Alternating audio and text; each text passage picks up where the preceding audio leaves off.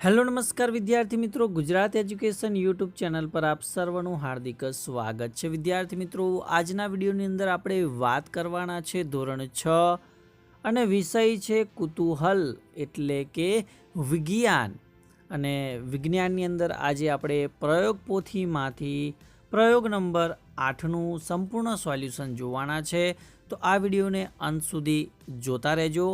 સાથે સાથે ચેનલ ઉપર જો પ્રથમ વખત આવેલા હો તો ચેનલને સબસ્ક્રાઈબ કરી દેજો અને આ વિડીયોની લિંકને તમારા અન્ય મિત્રો સુધી શેર કરજો। તો વાત કરીએ ધોરણ 6 વિષય વિજ્ઞાન એટલે કે કુતૂહલ, પ્રયોગ પોથી આધારિત પ્રયોગ 8, જેનો હેતુ છે કે આપેલ ઘન પદાર્થો પાણીમાં દ્રાવ્ય છે કે નહીં એ આપણે તપાસવાનું છે।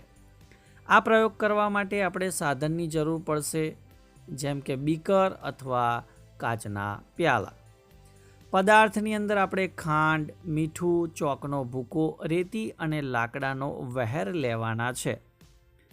તો મિત્રો, અહીંયા તમને આકૃતિ આપેલી છે, જેની અંદર કાચનો પ્યાલો લીધેલો છે, પાણી ભરેલું છે, સાથે સાથે દરેક પ્યાલાની અંદર અલગ અલગ પદાર્થ નાખેલા છે, જેમ કે પહેલામાં ખાંડ, બીજામાં મીઠું, ત્રીજામાં ચોકનો ભૂકો, ચોથાની અંદર રેતી અને પાંચમાની અંદર લાકડાનો વેર નાખેલો છે।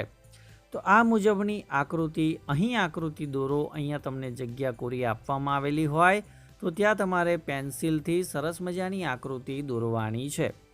તો આ પ્રયોગ આપણે કેવી રીતે કરીશું?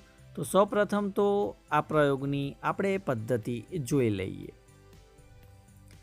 તો સૌપ્રથમ તો આપણે શું કરવાનું છે, તો થોડા પ્રમાણમાં ખાંડ, મીઠું, ચોકનો ભૂકો, રેતી અને લાકડાનો વહેર લેવાનો છે। ત્યારબાદ 5 કાચના ગ્લાસ લેવાના અને દરેકમાં 2/3 ભાગમાં પાણી ભરવાનું છે। પહેલા કાચના પ્યાલામાં 1 ચમચી ખાંડ નાખવાની, બીજા પ્યાલામાં 1 ચમચી મીઠું નાખવાનું, ત્રીજા પ્યાલાની અંદર 1 ચમચી ચોકનો ભૂકો નાખવાનો છે, ચોથા પ્યાલાની અંદર 1 ચમચી રેતી નાખવાની અને પાંચમા પ્યાલાની અંદર 1 ચમચી જેટલો લાકડાનો વહેર નાખવાનો છે। હવે દરેક પ્યાલામાંના મિશ્રણને આપણે બરાબર હલાવવાનું છે અને થોડો સમય રહેવા દેવાનું છે। દરેક પ્યાલાના પાણીમાં નાખેલ પદાર્થ પાણીમાં અદૃશ્ય થાય છે કે નથી થતો એ આપણે તપાસવાનું છે। જો પદાર્થ પાણીમાં અદૃશ્ય થાય તો એ પાણીમાં દ્રાવ્ય છે એમ કહેવાય, અને અદૃશ્ય ન થાય તો તે પાણીમાં દ્રાવ્ય નથી એમ કહેવાય। તો આપણે આ પ્રયોગ પરથી અવલોકન આપેલા કોષ્ટકની અંદર નોંધવાના છે અને સાથે સાથે આપણે આ પ્રયોગ પરથી સ્વનિર્ણય તારવ્યો છે એ પણ આપણે લખવાનું છે। તો અહીંયા અવલોકન કોષ્ટક આપેલું છે, જેની અંદર અહીંયા સામગ્રી છે, પદાર્થ છે, અને અહીંયા અવલોકન કે પાણીમાં અદૃશ્ય થાય છે કે પછી થતું નથી।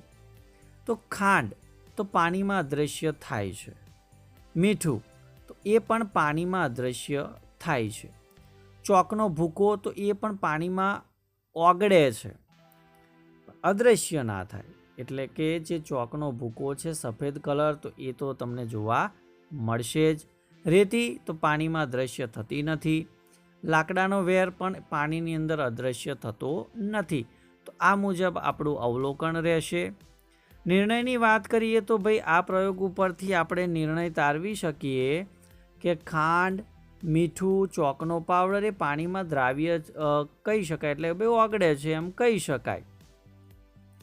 ત્યારબાદ જ્ઞાન ચકાસણી આધારિત પ્રશ્ન પહેલો છે કે આપેલા વિકલ્પોમાંથી યોગ્ય વિકલ્પ પસંદ કરી અને આપણે જવાબ આપવાનો છે।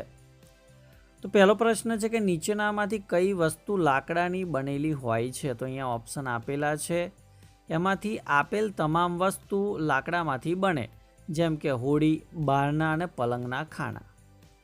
બીજો પ્રશ્ન છે કે નીચેનામાંથી કઈ વસ્તુ ધાતુની બનેલી નથી? તો પાકીટ એ ધાતુનું બનેલું હોતું નથી, એટલે આપણો જવાબ આવશે પાકીટ। ત્રીજો પ્રશ્ન છે કે નીચેનામાંથી કયો પદાર્થ બાકીનાથી અલગ પડે છે? તો એ આવશે રેતી। ચોથો પ્રશ્ન છે કે નીચેનામાંથી કયો પદાર્થ ચળકાટ ધરાવતો નથી? તો એ આવશે લાકડું। પાંચમો પ્રશ્ન કે નીચેનામાંથી પારભાષક પદાર્થ કયો છે? તો એ આવશે તેલીયો કાગળ। પ્રશ્ન નંબર 2 છે કે ભાઈ નીચેના વિધાનોમાં ખરા વિધાન સામે આપણે ખરાની નિશાની અને ખોટા વિધાન સામે આપણે ખોટાની નિશાની કરવાની છે. પહેલું વિધાન છે કે પદાર્થનો ઉપયોગ શાના માટે કરવાનો છે તે તેના ગુણધર્મ અને હેતુ પર આધાર રાખે છે, તો વિધાન સાચું છે. બીજું વિધાન છે કે નોટબુકને ચળકાટ હોય છે જ્યારે રબરને નથી હોતો, તો આ વિધાન ખોટું છે. ત્રીજું છે કે હીરો સૌથી સખત કુદરતી પદાર્થ છે, તો આ વિધાન સાચું છે. ચોથું કે અરીસો પારદર્શક છે, તો આ વિધાન ખોટું છે.